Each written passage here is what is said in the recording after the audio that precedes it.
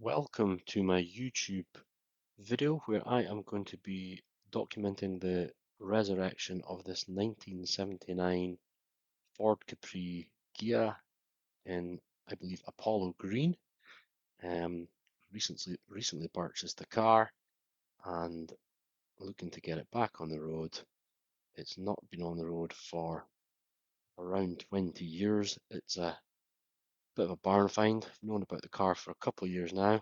This was it when we first found it 2 years ago, but it's since came into my ownership, and my goal is to get it back on the road as a daily driver, not a show car, just a usable daily driver.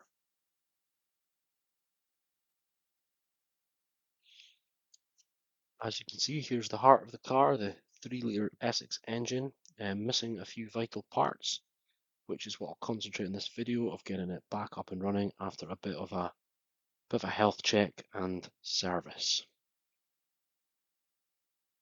So it's a nice dry night to get started. I've got some parts here that came with the car. I used 38D gas carb and some auxiliary pipes and water pipes, but we'll start by getting this Weber carburetor fitted onto the inlet manifold, using a bit of Hylamar blue to help seal the gasket a little bit. I've used this stuff for a couple of years now and found that it seems to fix leaks that other sealants aren't so good at. It's a non-setting compound. It doesn't truly set, which is quite good, and it's fuel resistant as well, which is necessary for the carburetor.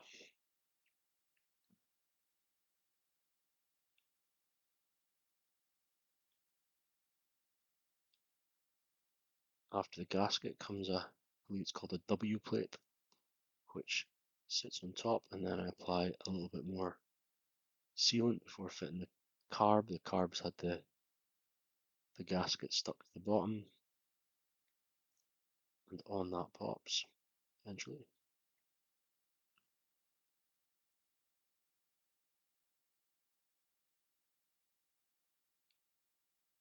Next was to button it down.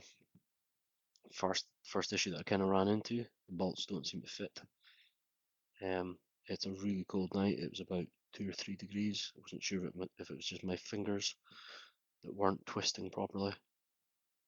So when the first couple of bolts didn't fit, I went and got some more, and I find I had the same problem, and it turned out that they're Imperial bolts. So on to the next job, which is removing the cam covers. I want to be able to turn the engine over by hand and make sure that all the valves are opening and closing correctly and there's no issues there. So pop off the 6 or 7 screws that hold it on.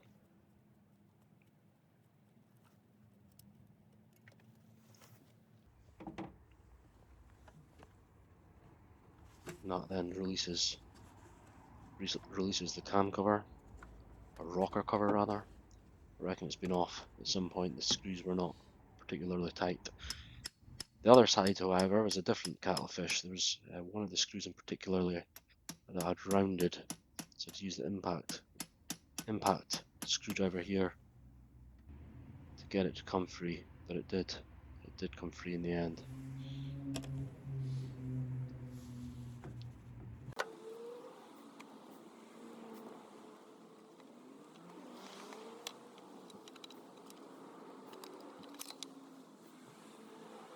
And that's it away.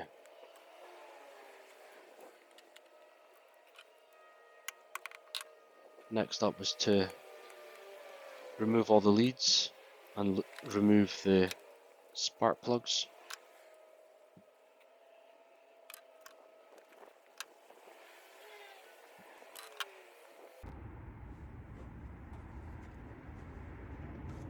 Before turning the engine, using the crank to inspect all the The rockers were coming up and down as expected, and opening and closing the valves.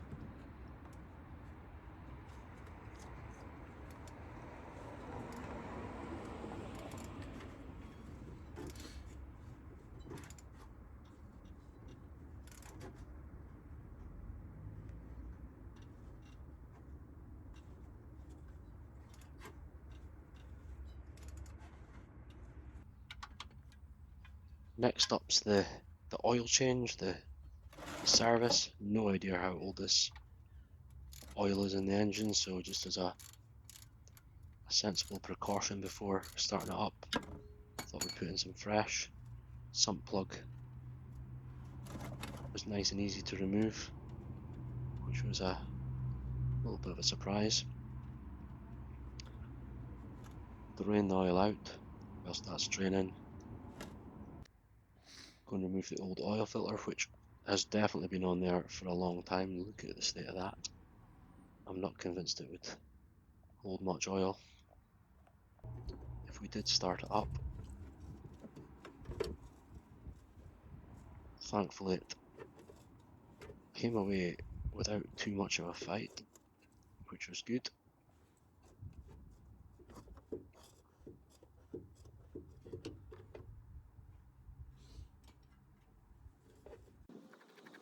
Who knew my hands moved so quick?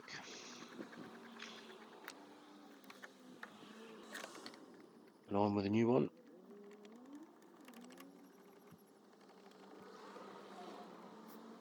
Just tighten up by hand.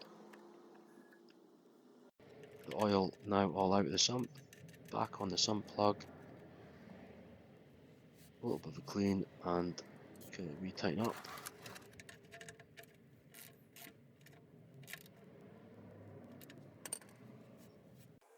And then fill it up with 20 W50 mineral oil.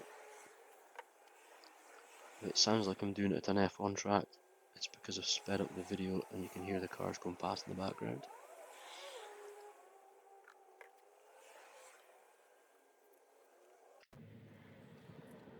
Next up was fitting a new coil pack to the inner wing. This was supplied with the car as well. Nice and easy to do. 2 little bolts. Tighten them up. And away we go.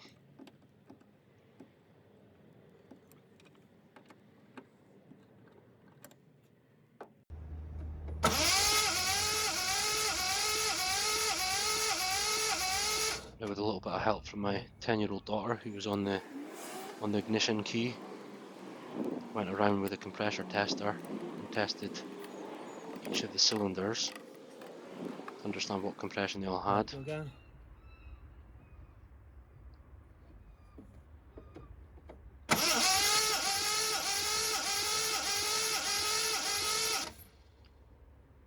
That one there was one of the better ones. Some of them were a little bit on the low side.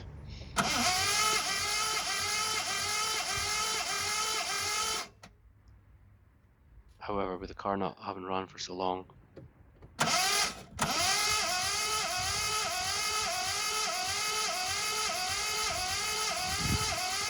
I wasn't too concerned.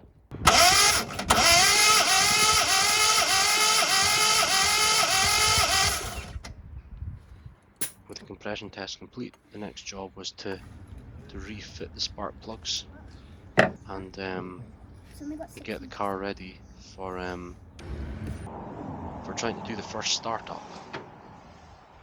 Now, to avoid any crud coming through from the fuel tank, I'm running the fuel feed into the jerry can. I've also since connected up the carb, now buttoned down, and it's got the pipes feeding the return connected, and I've reinstalled the spark plug leads.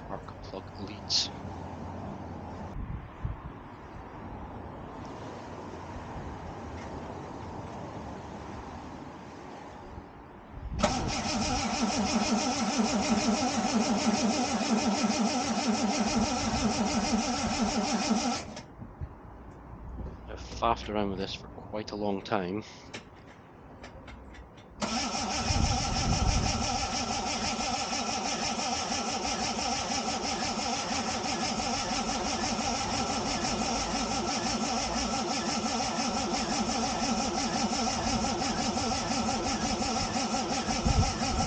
didn't want to start, wasn't even offering. Here's the same thing from the back.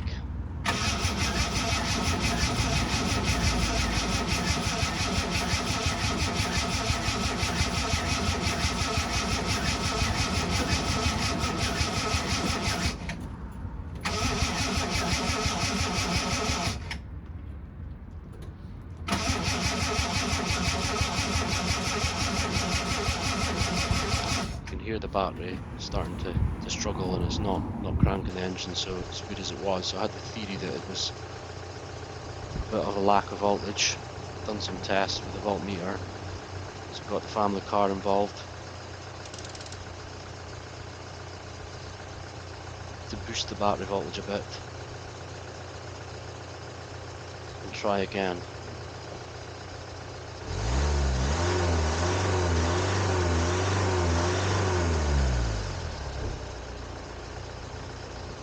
It had offered signs just before this point.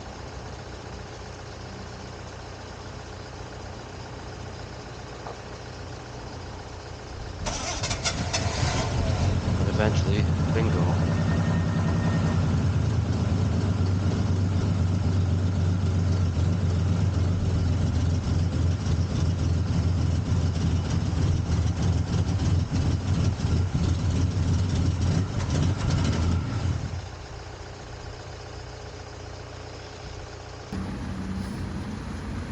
This is the same first start from the back.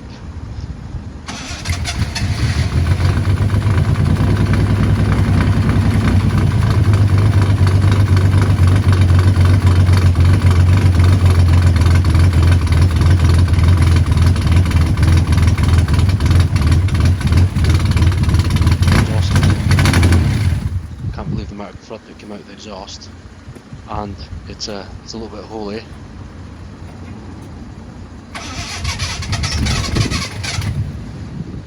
More holes in the sieve. This is the next day. I couldn't get it to start again despite trying multiple times. With a little bit of help from my friend Matthew, we faffed around some more.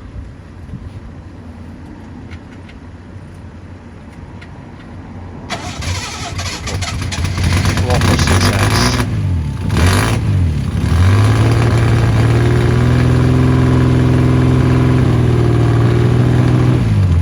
Ran it for about 5 minutes maybe.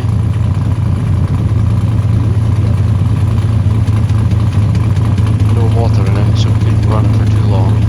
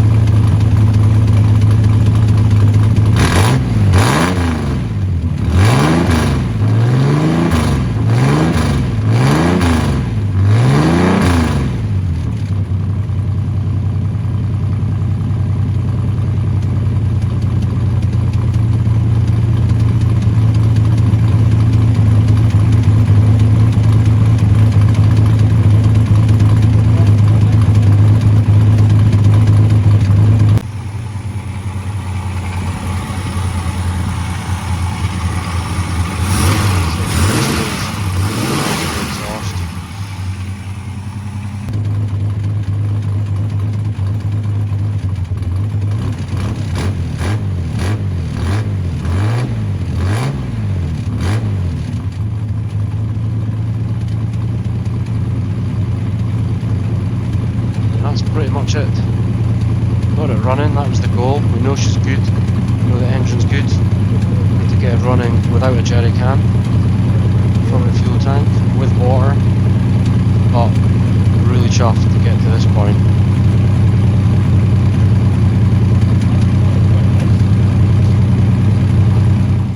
So as I say, join me in the next video where I'll get this running from the fuel tank and overhaul the coolant side of things, replacement pipes, repair the radiator, and hopefully run the car up to temperature, checking for leaks. Hope you've enjoyed the video. If you have, please like and subscribe, and I'll get the next episode available soon. Thank you.